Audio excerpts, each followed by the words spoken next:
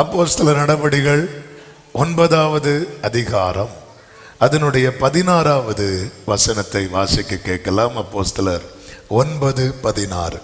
அவன் என்னுடைய நாமத்தின் நிமித்தம் எவ்வளவாய்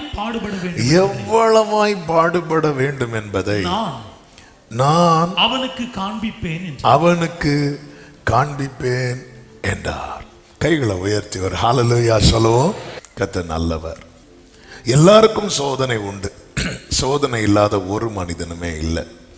1 கொரிந்தியர் 10:13 சொல்லப்பட்டிருக்கிறது, மனுஷருக்கு நேரிடுகிற சோதனை என்று சொல்லப்படும். மனுஷனா பிறந்த அவனுக்கு என்ன உண்டு? சோதனை நிச்சயமாக உண்டு.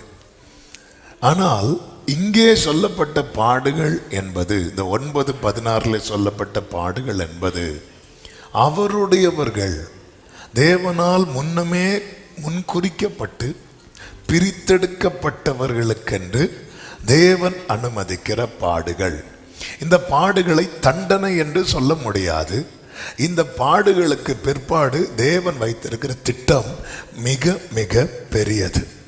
யோசேப்பு குழியிலே தூக்கி போடப்பட்டு கைகால்களில் விலங்கிடப்பட்டு அடிமை வஸ்திரம் தரிப்பிக்கப்பட்டு எகிப்துக்கு கொண்டு போகப்பட்டது தண்டனை என்று சொல்ல முடியாது. காரணம், தேவ திட்டம் நிறைவேறுவதற்காக தேவன் அவனுக்கு அனுமதித்த பாடுகள். எதற்கு ஒரு டைட்டில் கொடுக்கணும்னா, ஆமாம், போன வாரம் ஒரு டைட்டில் சொன்னேன். என்ன டைட்டில் தெரியுமா? விசேஷித்தவனுடைய பாடுகள். விசேஷித்தவனாய் தேவன் யார் யாரை பிரித்தெடுத்திருக்கிறாரோ அவங்க வாழ்க்கையில தேவன் அனுமதிக்கிற சில பாடுகள் உண்டு. அது மற்றவர்களுக்கு புரிந்து கொள்ள முடியாது. போன வாரம் செய்தியில கேட்டது போல, பவுல் கையில ஒரு பாம்பு கடித்த போது எல்லாரும் என்ன சொன்னாங்க தெரியுமா? இவன் யாரு சொன்னாங்க? இவன் கொலைபாதகன் அப்படின்னு சொல்றாங்க.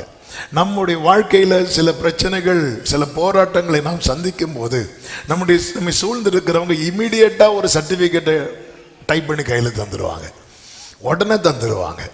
ஆமாம், யோபுவின் நண்பர்கள் வந்து அவன் கையில் கொடுக்குறாங்க. என்ன கொடுக்குறாங்க? சன்மார்க்கன் எங்கேயாவது தண்டிக்கப்பட்டிருக்கிறானா? யாராவது தப்பு பண்ணாமல் தண்டிக்கப்பட்டிருக்கிறாங்களா? அதன் அர்த்தம் ஆண்டவரே சொல்லிட்டார். அவனை முகாந்திரம் இல்லாமல் சோதிக்கும்படி கேட்டேன்னு ஆண்டவரே சாத்தான்கிட்ட சொல்கிறார். ஆண்டவர் சொன்னாலும் நம்ம ஆட்கள் விட மாட்டாங்க. அப்படி கிருபை பெற்றவங்க நம்மளை சுற்றி இருப்பாங்க.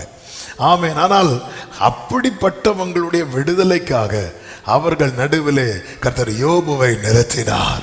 கைகளை உயர்த்தி ஒரு ஹல்லேலூயா சொல்லுங்க பார்க்கலாம். பொதுவாகவே ஒரு வீட்டில் செல்ல பிள்ளை இருப்பாங்க பாருங்க, செல்ல பிள்ளை. இந்த செல்ல பிள்ளையை பொறுத்த வரைக்கும் பார்த்தீங்கன்னா, அந்த பிள்ளைக்கு எந்த பேர்டனுமே எந்த பாரமும் வந்துடக்கூடாது அப்படின்னு சொல்லி பார்த்து பொத்தி பொத்தி வளர்ப்பாங்க. பொத்தி சொல்லுவாங்க, அப்படி பொத்தி வளர்ப்பாங்க. கேரளாவில் ஒரு டயலாக் சொல்லுவாங்க, கீழே வச்சா எறும்பு கடிக்கும், தலையில் வச்சா பேனு கடிக்கும். அதனால பிள்ளைய நான் எங்கே வச்சிருக்கிறேன்? இடுப்புலையே வச்சிருக்கிறேன். நீங்கள் அங்கே கீழே வைக்கல. கீழே வச்சா பிள்ளை எது கடிக்குமா? எறும்பு கடிக்கும். சரி, தலையில் வச்சா என்ன கடிக்கும்? இப்படி பொத்தி. அவன் பொதுவாகவே உலகத்தின் பார்வையில் நேச பிள்ளை, செல்ல பிள்ளை, ஃபேவரேட் பிள்ளைன்னா அந்த பிள்ளைக்கு எந்த கஷ்டமும் வந்துடக்கூடாதுன்னு நடத்துவாங்க. ஆனால் ஆண்டவர் ஆபிரகாம்கிட்ட சொல்லுவார், உன் ஏகசுதனும் உன் நேசகுமாரன். ஆபிரகாமுக்கு நேசகுமாரன் யாரு? ஈசாக்கு அழைத்து கொண்டு போய் ஈசாக்கு தலையில எதை தூக்கி வச்சாரு தெரியுமா? ஒரு கட்டு விறக தூக்கி வைக்கிறார். ஆமென். இஸ்மவேல் அனுப்பும் போது இஸ்மவேல் மேல துருத்தி வச்சு அவனுக்கு வலிக்கும்னு சொல்லி இஸ்மவேல் மேல துருத்தி வைக்காம ஆகாருக்கு தலையில துருத்தியை தூக்கி வைக்கிறாரு. ஆனா ஈசாக்கு கொண்டு வரும்போது ஆமென், 2 வேலைக்காரங்க கீழே நிக்கிறாங்க, ஒரு கழுதையும் நிக்குது. கழுதை எதுக்கு நிக்குதுன்னு தெரியல, அப்படி நிக்குது. அதுக்கு மேல விறகு வைக்காம ஈசாக்கு மேல ஒரு பாரத்தை தூக்கி வைக்க காரணம் என்ன அப்படின்னா, ஒரே ஆன்சர் தான், இவன் சாதாரண பிள்ளை அல்ல, இவன் நேசகுமாரன். கைகளை உயர்த்தி ஒரு ஆமேன் சொல்லுங்க பார்க்கலாம். நேச பிள்ளைகள் பரலோகத்துடைய ஃபேவரைட் பிள்ளைங்க இருப்பாங்க. ஆமென். புதிய ஏற்பாட்டில் ஆமென், ஒருவர் திரும்ப இவர் என்னுடைய நேசகுமாரன் என்று அறியப்பட்டார். யார் தெரியுமா? இயேசு கிறிஸ்து. அவர் தோள்ல தூக்கி சிலுவையை வச்சிட்டார். என்னுடைய உங்களுடைய அக்கிரமங்கள், பாவங்கள், பார சுமைகள் எல்லாமே அவர் மேல. எதுக்காக இதை சொல்லுகிறேன் என்றால், ஒரு தேவ பிள்ளைக்கு ஒரு தெளிவான பார்வை இருக்க வேண்டும். ஏன் இந்த பாடுகள், ஏன் இந்த நெருக்கங்கள், ஆமென், ஏன் இந்த போராட்டங்கள்? ஒன்றை புரிந்து கொள்ள வேண்டும், நான் எல்லாரையும் போல அல்ல, நான் அவருக்கு நேச பிள்ளை. அதை சொல்றவங்க மட்டும் கைகளை அசைத்து ஹல்லேலூயா சொல்லுங்க பார்க்கலாம். பாரங்களின் மீதே ஏறிடும்போல் சாரமில்லை. ஹல்லேலூயா. இது என்ன விஷயம்? இஸ்மவேல் மேல துருத்தி இல்லை, ஆனா இஸ்மவேல் தாகம்னு சொல்லும் போது அப்பா பக்கத்துல இல்லை. ஈசாக்கு மேல ஒரு பாரத்தை தூக்கி வைக்கிறாங்க, ஆனா ஈசாக்கு கொஞ்சம் வலிக்கும் போது அப்பா அப்படின்னு கூட்ட பக்கத்துல இருந்து, என்ன மகனே அப்படிங்கிற சவுண்டு கேக்குது. இருவரும் கூடி போனார்கள், கூடவே இருக்கிறார். ஒரு தேவப்பிள்ளை புரிந்து கொள்ள வேண்டும், நம்ம இந்த பிரச்சனைகள், கஷ்டங்கள், போராட்டங்கள், அவன் போதும். இந்த உயிர் இருக்கிறது வரைக்கும் என்ன உண்டு? போராட்டம் உண்டு. செத்தால விட மாட்டாங்க.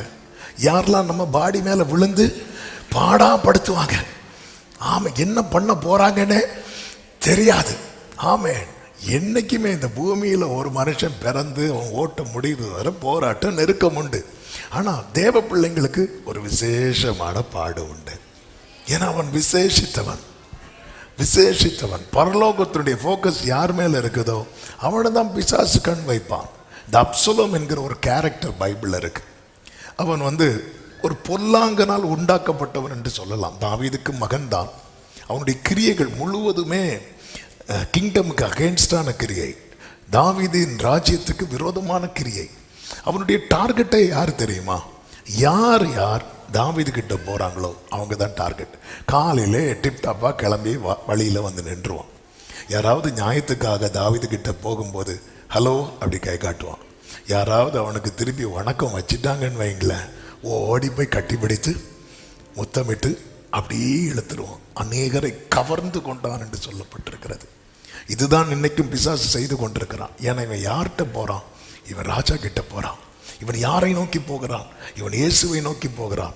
யாருடைய பாதை சரியா இயேசுவை நோக்கி காணப்படுகிறதோ அவர்கள் மகிமையை நோக்கி பயணித்துக் கொண்டிருக்கிறார்கள். அவர்கள் நித்தியத்தை நோக்கி பயணித்துக் கொண்டிருக்கிறார்கள். இவர்களை எப்படியாவது விழத்தெழுவதுதான் பிசாசினுடைய நோக்கம்.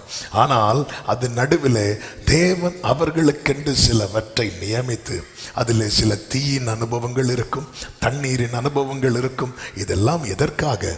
தீயையும் தண்ணீரையும் கடந்து வந்தோ எங்களை எங்கு கொண்டு வந்து விட்டீர்? செழிப்பான இடத்திலே கைகளை உயர்த்தி ஒரு ஹல்லேலூயா சொல்லுவோமா? ஆமென்.